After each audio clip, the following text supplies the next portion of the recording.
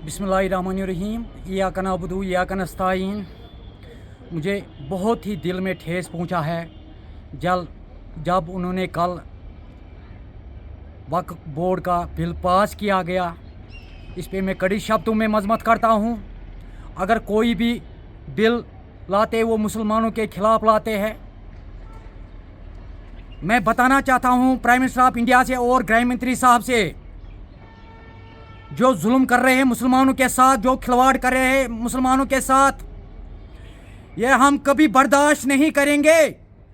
मैं मोदी साहब से ये बताना चाहता हूं, क्या जम्मू कश्मीर के लोग या हमारे मुल्क के लोग मुसलमान, क्या ये हिंदुस्तानी नहीं है? अगर हिंदुस्तान आज़ाद हुआ उस टाइम मुसलमानों ने कुर्बानी दिया। ये जालिमों, कितना देर तक ये जुल्म चलाओगे मुसलमानों के खिलाफ?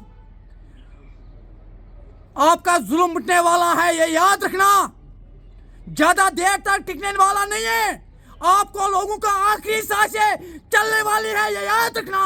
आपको जुल्म मिटने वाला है, जो जुल्म मुसलमानों के खिलाफ कर रहे हो। जितने भी 10-11 सालों में जो भी बिल लाया पार्लियामेंट में, वो मुसलमानों के खिलाफ लाया। क्या हिंदुओं के खिलाफ कोई बिल लाया? क्या मुसलमान हिंदुस्तान नहीं है? ये याद रखना। आप लोगों के साथ शैतान है, शैतान। मुसलमानों के साथ खुदा और रसूल है।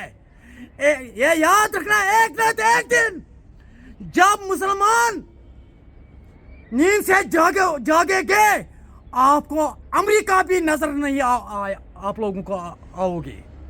ये याद रखना। जो भी बिल आज तक आप लोगों ने लाया, वो तो मुसलमानों के खिलाफ लाया।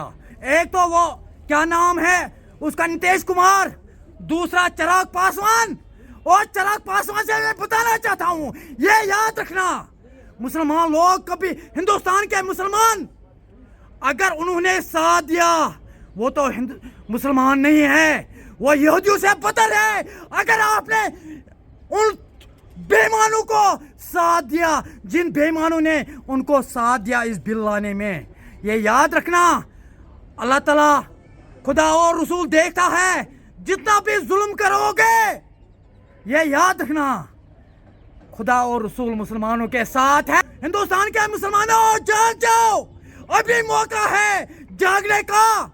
इस जुल्म को मिटाने का मौका है। बाकी रहेगी, हम हिंदुस्तानी हैं। अगर हिंदुस्तान आज़ाद किया, वो तो मुसलमानों ने ज़्यादा कुर्बानी दिया है। आप कौन चाचा बन गए मुसलमानों के खिलाफ बिल ला रहे हो?